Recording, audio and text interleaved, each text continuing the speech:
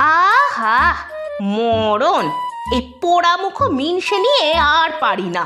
সেই কোন বেলায় গেছে বাজারে মাছ আনতে, এখনো খবর নেই।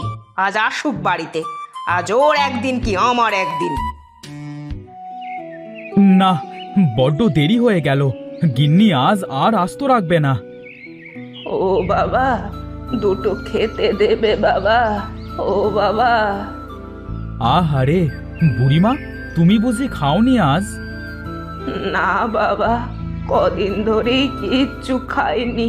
খুব যে খিদে পেয়েছে, ঘরে অসুস্থ নাতিটাও কিছু খেতে পায়নি। আহারে, কিন্তু বুড়িমা, আমার কাছে তো খাবারও নেই। বাজার করে হাতের টাকা পয়সাও তো আর বাকি নেই। বউ গুনে গুনে টাকা দেয়, তবে কি করি? আচ্ছা, আমার কাছে তো বাজার আছে। বুড়িমা, তুমি বরং এটা রেখে দাও, কদিন তোমার চলে যাবে। তুমি খুব ভালো বাবা। আমার ছেলেটা বেঁচে থাকলে ঠিক তোমার মতোই আমায় সাহায্য করত। বেঁচে থাকো বাবা, বেঁচে থাকো। বেশ, আজ আমি আসি তাহলে। বুড়িমাকে সব দিয়েই তো দিলাম, কিন্তু এবার কি হবে? গিন্নি জানলে তো কেলেঙ্কারি হয়ে যাবে। শেষে আজ কপালে ভাতই জুটবে না। থাক, এসব ভেবে আর কি হবে। যাই, বাড়ি যাই। গিন্নি, ও গিন্নি! এসেছো? এই এত সময় পর টলতে টলতে এলে তুমি? তা বলি, তোমার পা না ঠেলা গাড়ি শুনি? আহা গিন্নি, সরছো কেন? ওই পথে একটু দেরি হয়ে গেল আর কি। হ্যাঁ, দেরি তো হবেই। কাজ রেখে সকলের সঙ্গে গল্প করে বেড়ালে তো দেরি হবেই। আর তুমি খালি হাতে কেন? বলি, বাজারটা কোথায়? হ্যাঁ, আসলে ইয়ে মানে ইয়ে মানে ইয়ে মানে করছো কেন বলো তো? বাজার কোথায়? হ্যাঁ, আসলে হয়েছে কি গিন্নি, তুমি রাগ করো না। হ্যাঁ, ইয়ে মানে রাস্তায় একজন বৃদ্ধ মহিলাকে দেখলাম। কদিন ধরে তিনি আর তার নাতি না খেয়ে খুব কষ্টে আছে। আসলে আমি মানে বুঝেছি, সব বুঝেছি। পোড়ামুখ মিনসে সব দান করে এসেছিস। বুড়ি বলল আর তুই সব দিয়ে এসেছিস। রাগ করো না গিন্নি, বুড়িমা খুব অসহায় গো। আমরা না হয় কদিন একটু ভালো মন্দ নাই বা খেলুম, তাতে তো আর ক্ষতি নেই। চুপ, একদম চুপ। আজ থেকে তোমার খাওয়া বন্ধ 2 দিন। তোমার জনদরদি ভাব আমি ছুটিয়ে তবে ছাড়বো, দাঁড়াও। কিন্তু গিন্নি। চুপ, একদম চুপ। যাও যাও, এক্ষুনি বেরিয়ে যাও বাড়ি থেকে। পোড়ামুখ নচ্ছার পাজি লোক, নিজের খাওয়া জোটে না আর সে জনদরদি হয়ে ঘুরে বেড়ায়। দেব না খেতে, কদিন না খেয়েই থাকুক।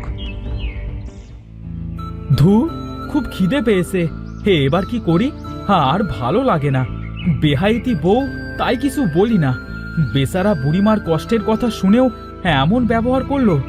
আর থাকবো না আমি, অনেক হয়েছে। আজ রাতেই চলে যাব, যেদিকে দুচোখ যায়।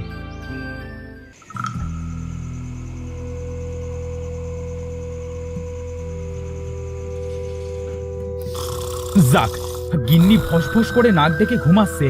এখনই সুযোগ, নিজের সব কিছু নিয়ে চলে যাই। এই অত্যাচার আর সহ্য হয় না। এবার যেদিকে দুচোখ যায় চলে যাব।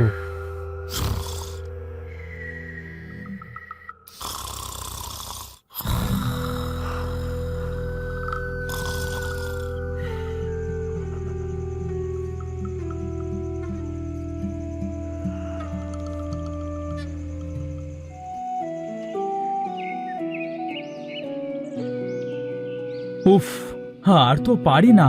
হাঁটতে হাঁটতে তো সকাল হয়ে গেল, কিন্তু এবার কোথায় যাব? সামনে তো ধুধু মাঠ। যাই, আর একটু এগিয়ে দেখি। আরে, ওই তো একটা গ্রাম দেখা যাচ্ছে।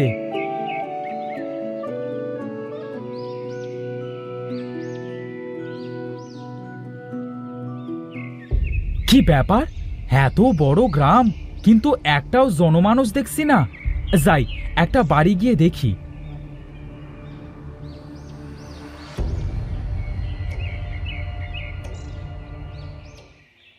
কেউ আসো বাড়িতে? বাড়িতে কেউ আসো নাকি গো? কি ব্যাপার, কেউ সারা শব্দ দিচ্ছে না কেন? যাই একবার দরজায় কড়া নাড়ি। কেউ আসো নাকি গো? এই ঘটনা কি? এই নিয়ে সার বাড়ি কড়া নাড়লুম, কেউ কি নেই এই গায়ে? ধুর, আমি বরং আরেক গায়ে যাই।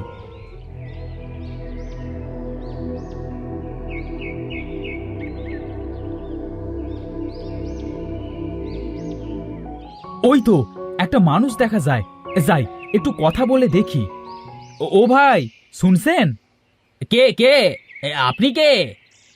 আমি এসেছি পুবগা থেকে। এই গায়ে কি কোনো মানুষ নেই? কাউকেই তো দেখছি না। আরে মানুষ থাকবে না কেন? এক ডাকিনীর অভিশাপে এই গায়ের মানুষ ভুগছে এতকাল। তারা মানুষ গজানো মাঠে আছে, আর আমি এ গায়ে পাহারায় আছি। মানুষ গজানো মাঠ? সে আবার কি? এ গায়ের সকল ঘরের কোনো জমিতে কোনো ফসল হয় না বীজ লাগালে। যে যেমন ফসল চায় সেই ফসলের কথা ভেবে তাকে মাটির নিচে চাপা দিতে হয়। কিছুদিন পর তাকে তুললে তাদের মাথায় সেই ফসলের গাছ হয়। সে আবার কিভাবে গো পাহারাদার ভাই? তবে চলো তোমায় দেখিয়ে নিয়ে আসি।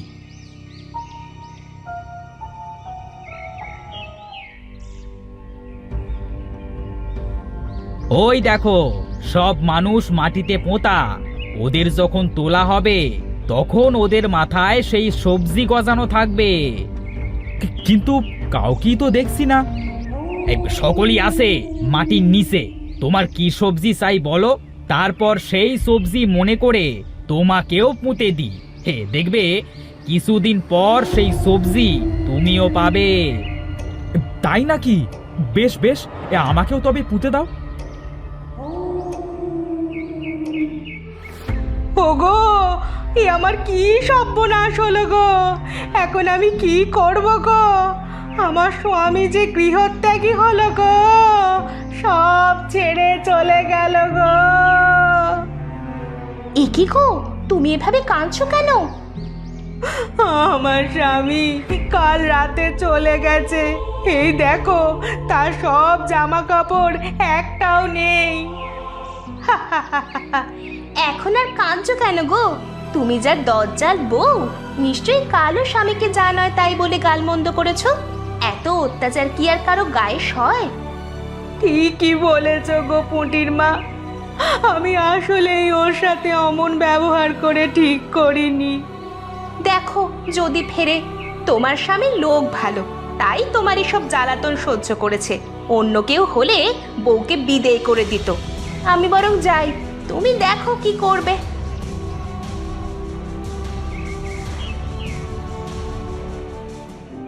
ওগো, তুমি ফিরে এসো গো।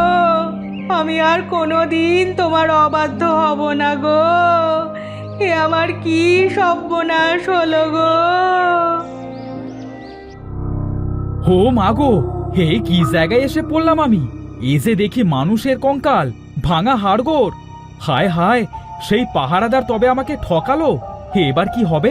আমি এখান থেকে বেরুবো কেমন করে? প্রহরী তবে আমার আহারের জন্য আরো একটাকে পাঠিয়েছে। তবে এখন আমার পেট ভরা, এটাকে কাল খাবো। আপাতত এটাকে শেকল দিয়ে আটকে রাখি। ছেড়ে দাও আমাকে, ছেড়ে দাও। ও গিন্নি, তোমাকে ছেড়ে আসা উচিত হয়নি আমার। তোমাকে ছেড়ে আসা উচিত হয়নি আমার গিন্নি।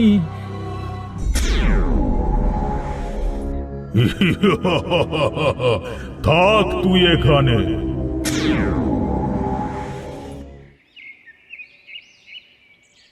না, এভাবে আর বসে থাকবো না। যাই, দেখি সে কোথায় গেল।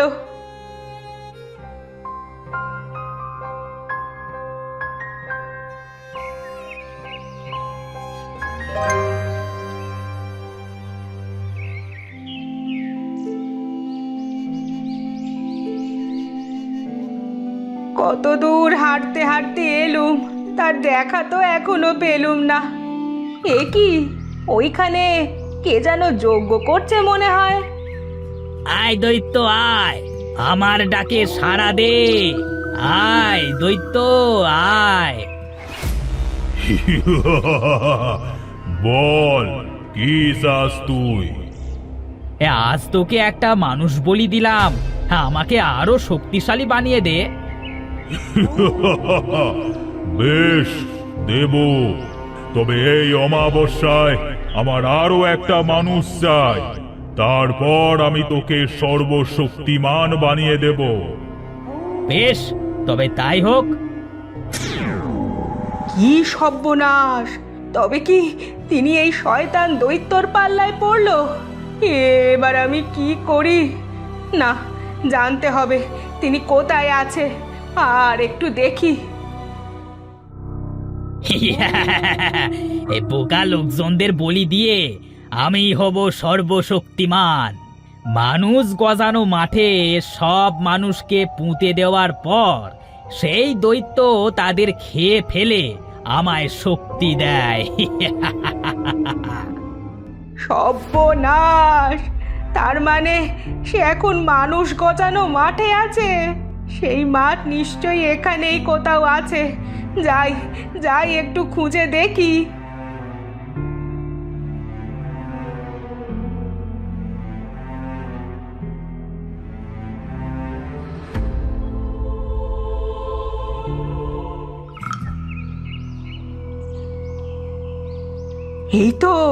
এই তো একটা মাঠ। এছাড়া তো আর কোনো মাঠ দেখলাম না।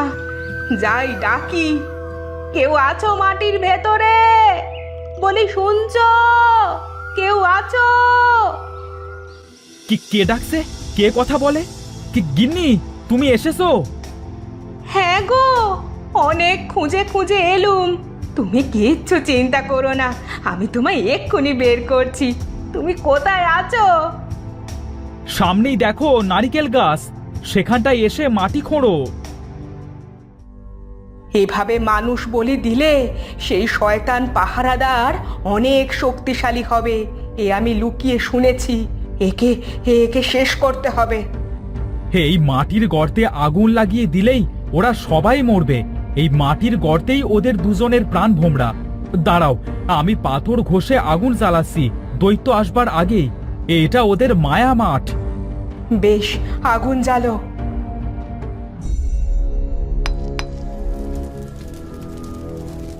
আমায় মাফ করে দাও গো, আমি নিজের ভুল বুঝতে পেরেছি। আর কোনো দিন তোমায় অত্যাচার করব না গো। বেশ বেশ, চলো গিন্নি, এবার ঘরে ফিরি।